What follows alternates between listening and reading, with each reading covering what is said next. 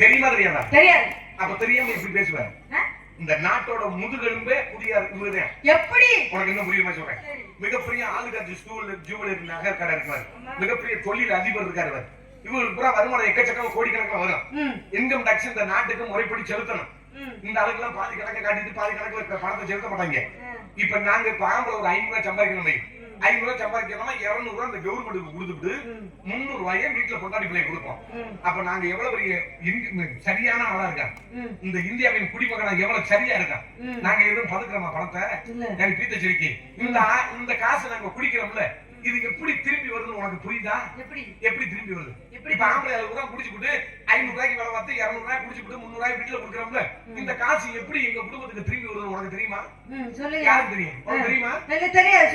உனக்கு அக்கௌண்ட்ல மாசம் 1000 ரூபாய் இதுல விட்டு ஏற்றாம் பாரு. யாருக்கு மொப்பண்டு காசா அடி நொண்ணு போயிட்டு காசாடி நாங்க ஆம்பளை குடிக்கிறோம் பாரு. இந்த காசை எடுத்து தாண்டி உனக்கு விட்டுக்கிட்டு ஏற்றுறேன். அடி கூறுகட்ட குக்கரு என்ன பிச்சை கூறுகட்ட குக்கரு 1000 ரூபாய் வந்தாச்சு நானா திங்கறேன். இல்ல ஆயா அக்காவுக்கு கொடுக்கறமா? உன்னை பெத்த அம்மா அப்பாவுக்கு சமைச்சு போறோம். நீ பெத்த புள்ளைய அண்ணன் தம்பியை படிக்க கல்யாணம் பண்ணி கொடுக்கறா. பசி பட்டிமா கிடக்கு. இந்த தமிழ்நாட்டின் குடி அடியே இந்த தமிழ்நாட்டின் அடியே அப்ப குடி சபை சொல்ல முடியா முதல்ல. பசி பட்டிமா கிடந்து குடும்பத்தை நாங்க காப்பாத்துறோம். எங்க சத்தியம் பண்ணு, எங்க அம்மா அப்பாவுக்கு நீ கஞ்சி ஊத்துறேன். எங்க சத்தியம் பண்ணு, என் அண்ணன் படிக்க வைக்கிறேன். எங்க சத்தியம் பண்ணு, உன் நாத்தனாவை என் அக்கா தங்கச்சி நீ பாதுகாப்பா பாத்துக்கிறேன். கல்யாணம் பண்ணி கொடுக்கறோம். அடி ஓடி பிக்காச்சி ஹோட்டல்ல குழந்தை வந்து எரிச்சல் காப்பாத. இப்படிதான் பொய்யா பேசாத. கொலகார பயிர் தெய்வம் இந்த நெல் முடிவுல சாமி கொலகார பயிர் தெரியுமா? கண்ணை கெடுத்து போடுபடி பிக்காச்சிருக்கி அது பீதி சிரிக்கி எத்தனை தம்பி பொய் சொல்றாங்க. அப்படியே மாமியா அப்படியே சொல்ல சொல்ல கஞ்சி ஊத்துறாங்களா, அப்படியே நாத்தனா அப்படியே குழந்தை கூட்டாஞ்சி வளர்க்குறாங்க.